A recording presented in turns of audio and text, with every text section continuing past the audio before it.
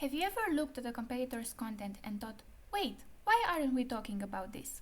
In this video, I'll show you how to spot those gaps on purpose, not by guessing and not by scrolling for hours, just by comparing what you talk about with what your competitors focus on. This is the prompt I will use.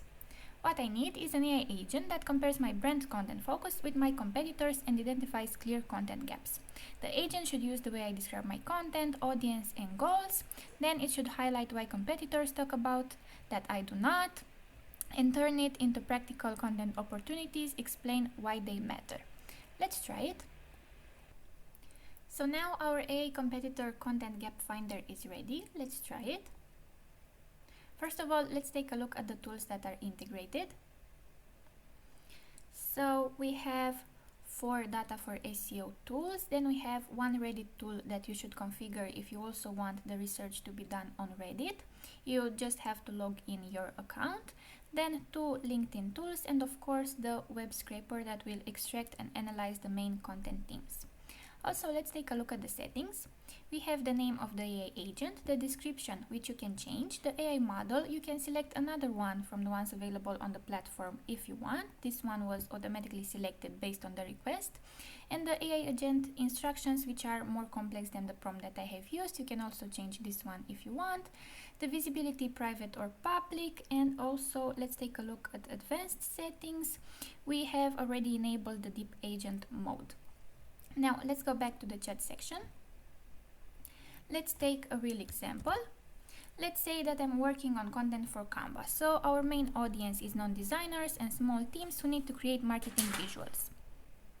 My goal is to educate them and drive more users. Most of the content is about templates, quick design tips. Okay, so we have to compare this with Adobe's content and show what Adobe talks about that we don't really cover. Let's see. The analysis is now done. Let's take a look at it. We have a short summary, the current content that Canva has, what Adobe talks about that Canva doesn't, what they're doing, and the gap for Canva. Again, okay, enterprise and B2B use cases, technical deep dive, cybersecurity, trust and responsible AI, then strategic partnership and ecosystem building, then the priority content opportunities, the immediate impact, basically what you should do this month.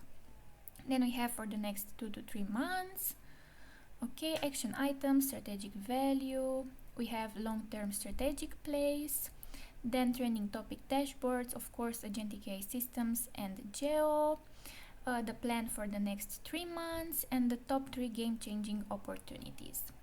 And bottom line, so Adobe's own innovation and professional developments narrative and the opportunity for Canva.